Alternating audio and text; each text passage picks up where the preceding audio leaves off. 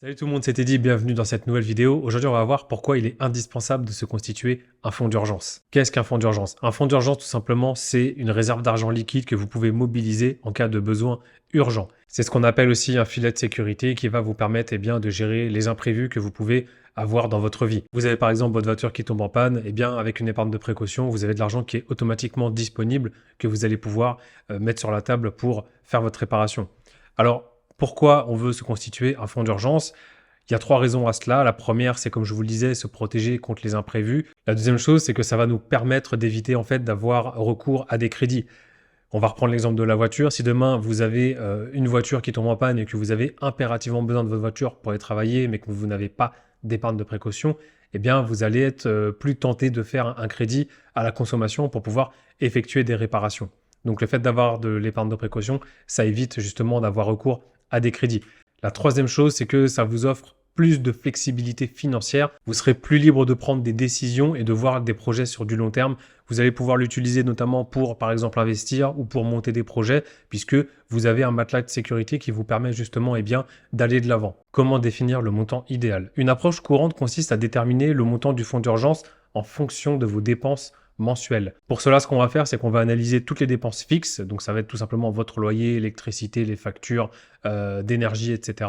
Et vous allez analyser les dépenses courantes, des dépenses qui, elles, sont plus liées aux sorties, aux loisirs. J'ai d'ailleurs fait une vidéo sur ce sujet, sur comment épargner et comment gérer un budget. Si vous ne l'avez pas vu, vous pouvez cliquer sur le lien qui s'affiche sur la vidéo.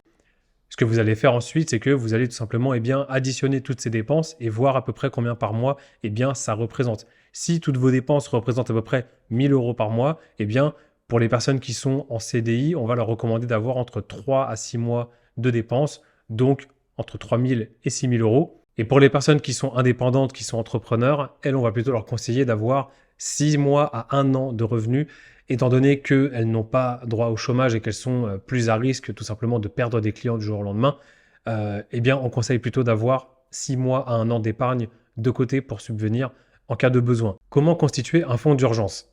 La première étape que vous allez devoir faire pour constituer un fonds d'urgence, c'est déjà de définir un plan d'épargne. Je vous renvoie toujours à ma vidéo comment gérer un budget que j'ai faite, j'aborde aussi cette partie-là, mais la première étape que vous devez faire, c'est automatiser votre épargne. Pour automatiser votre épargne, c'est assez simple. Ce qu'on va faire, c'est en début de mois, au moment où vous percevez votre paye, vous allez automatiquement mettre 5 à 10% de votre salaire de côté et vous allez petit à petit comme ça pouvoir vous constituer votre épargne de précaution. 5 à 10% par mois, c'est quelque chose qui est plutôt abordable, ça ne devrait pas trop vous restreindre. Si vous n'y arrivez pas à ce moment-là, vous avez d'autres options, vous pouvez notamment réduire vos dépenses. Ça peut être tout simplement de se limiter d'un point de vue shopping ou sortie, ou bien ça peut être aussi renégocier toutes vos dépenses fixes, donc tous les services que vous utilisez actuellement sur des factures d'énergie, typiquement, vous allez pouvoir renégocier ça. Et l'autre option, bien sûr, ça va être d'augmenter vos revenus. Vous pouvez très bien demander une augmentation à votre employeur, changer de boulot, ou bien pourquoi pas faire une deuxième activité à côté pour justement augmenter vos revenus. Ou placer votre épargne de précaution.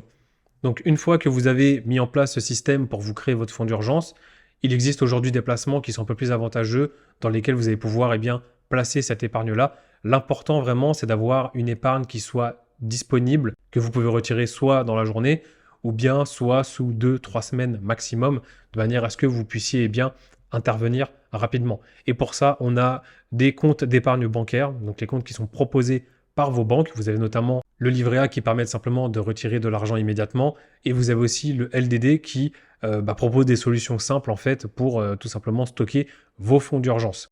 Ce qui est important, c'est que cet argent-là, il est protégé par votre banque, donc vous pouvez le retirer à tout moment sans risque. Deuxième placement, ça va être une assurance vie, ça peut être aussi intéressant. Ce qui est intéressant avec une assurance vie, c'est que vous avez la possibilité de retirer les fonds à tout moment. Vous avez également une garantie de capital et vous avez des intérêts qui sont potentiellement exonérés d'impôts au bout de plusieurs années. En revanche, en fonction des différentes assurances vie, certaines peuvent mettre plusieurs jours à plusieurs semaines pour récupérer vos fonds.